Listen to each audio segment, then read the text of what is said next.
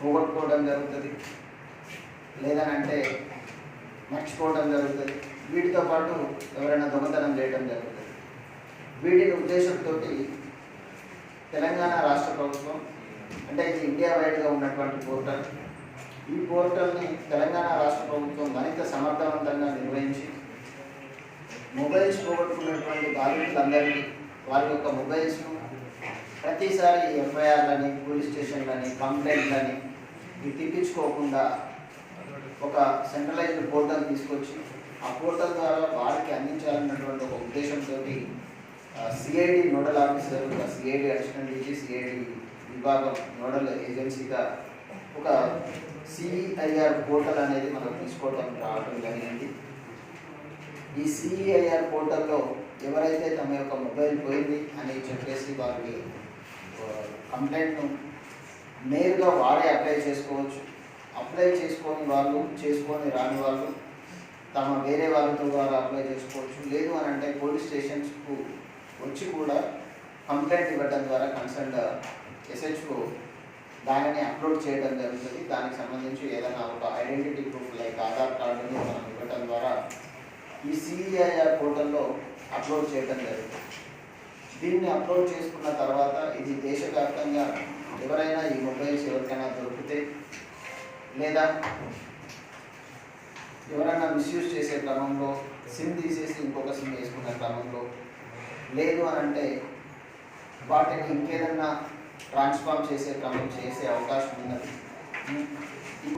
మొబైల్ను రెండింటిని బ్లాక్ చేయడం జరుగుతుంది.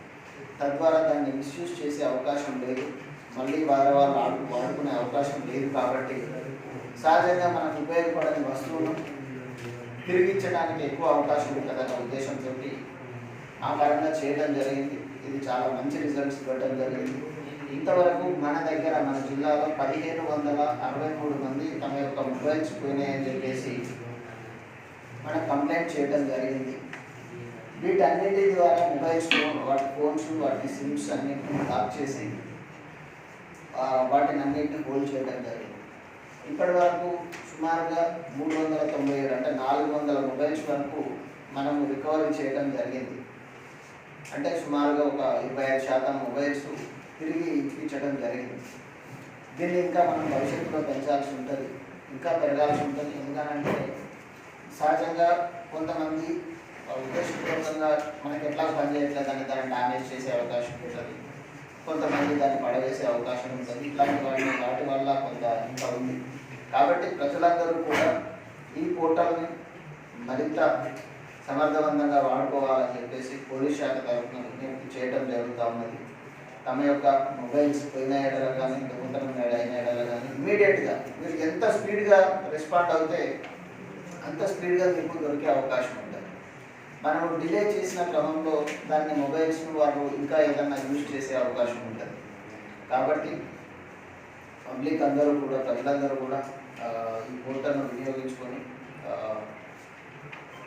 తమ యొక్క మొబైల్స్ను తిరిగి రాబట్టుకోవాలని చెప్పేసి మా తరఫున విజ్ఞప్తి చేయడం జరుగుతుంది. ఈరోజు ఎన్ని మొబైల్ అప్లై అయిపోయి సార్?